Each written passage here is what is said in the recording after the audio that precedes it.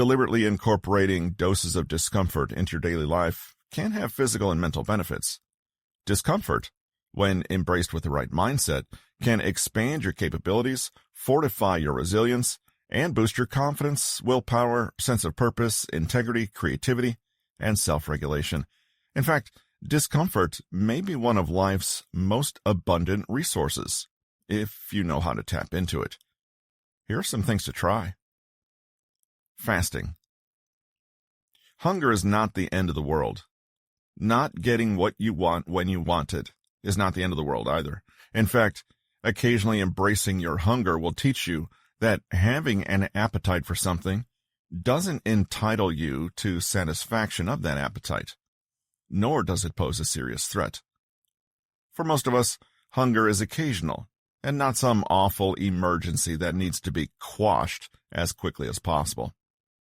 Basically, hunger is no big deal. Sit with hunger for a moment and you may realize all sorts of interesting things.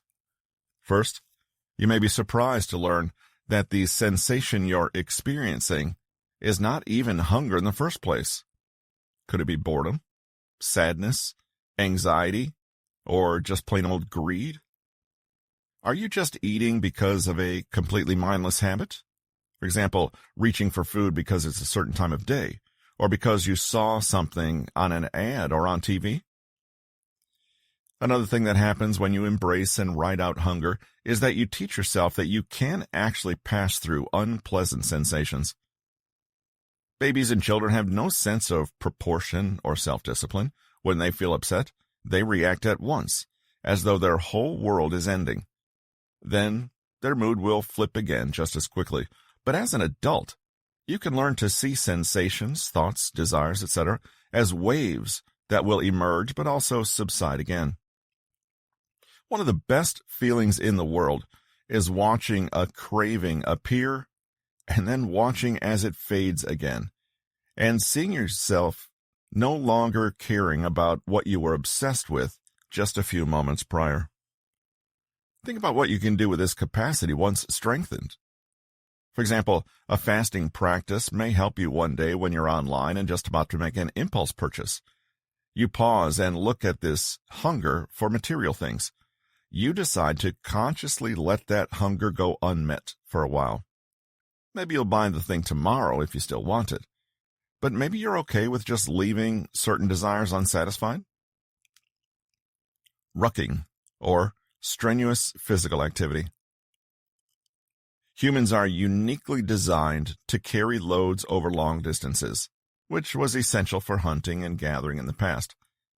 Modern humans, on the other hand, experience few physical demands and are only minimally connected to their material environment. A few connected problems may emerge. We may lose physical conditioning, gain weight, suffer poor posture from hunching in front of screens for hours on end, become self-absorbed, and start to believe that our only way of connecting to the world around us is abstractly. Our money is digital. We eat food wrapped in plastic that has followed supply chains that are invisible to us, and other people have built our houses. Our lifestyles may mean that entire days are lost to a purely symbolic realm. We are sedentary and lose a certain embodiment, our senses becoming dull. One way to counter this is to drive in an SUV to an air-conditioned gym after work so a paid personal trainer can guide you in the use of various expensive machines. Another more authentic way is simply to do what your ancestors did. Carry a weighted backpack for long distances. You'll increase your cardiac fitness and muscle tone and improve bone density. You could drive, but become conscious of the things that are lost when you do. The idea is to set up a direct connection between your physical effort and some observable results. Look back and see how far you've walked. Notice how you're able to carry increasingly heavy loads.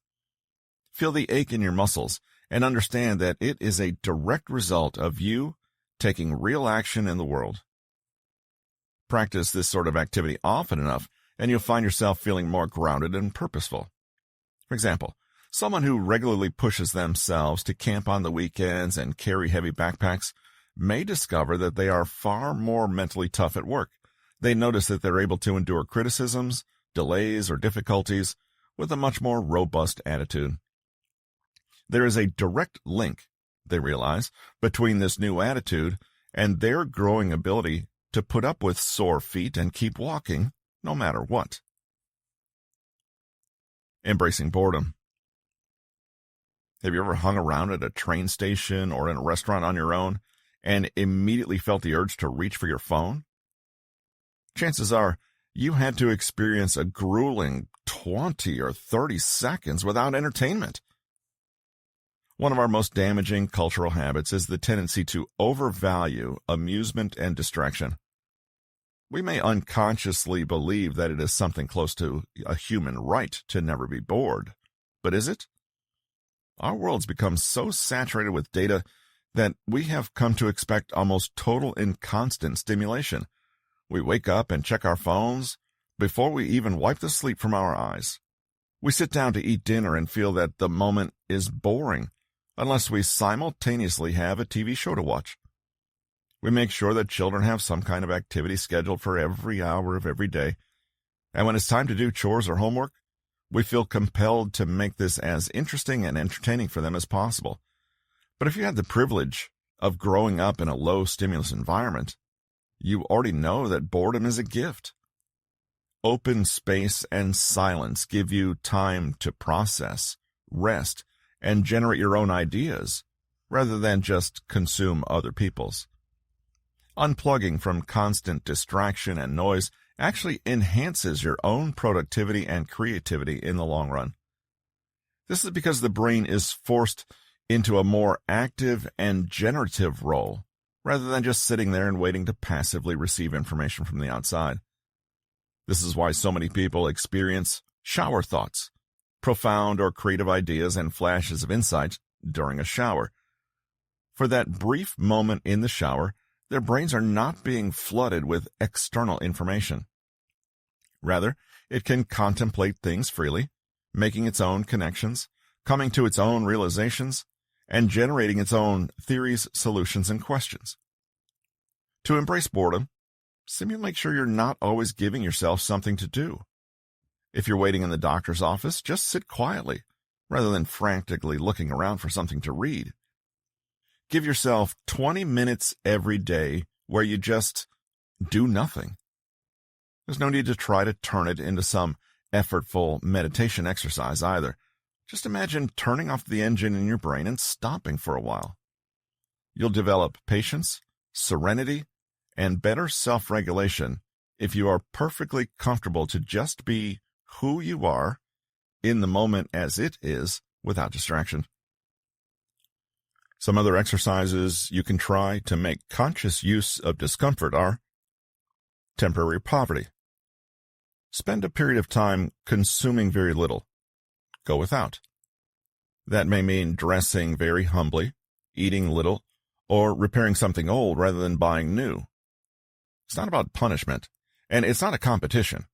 Rather, it's about learning to master your own sensual desires, your fears, and your strengths. Choose uncomfortable situations where a comfortable one would be easy and convenient. For example, take a cold or very short shower. Wear clothes that leave you feeling a little cold. Sleep on the floor or force yourself to walk somewhere even though you have a car. Forgo a pleasure that you might have been taking for granted. Decide not to drink, have a candy bar, or sleep in on the weekend. Do things yourself. Wash your laundry by hand. Write your notes out with pen and paper rather than on a PC. Cook from scratch, or figure out how to fix something without help. When you do all these things, remember not to become a martyr or get distracted by how miserable you are. That's not the point. Rather, ask if the discomfort you're experiencing is as bad as you thought. Ask if discomfort, even if it is great, truly stops you from doing what you need and want to do. Finally, pay attention to the fact that you can endure it, even learn from it. This has been How to do things you hate. Self-discipline to suffer less, embrace the suck, and achieve anything. Written by Peter Hollins, narrated by Russell Newton. Copyright 2023 by Peter Hollins. Production copyright by Peter Hollins.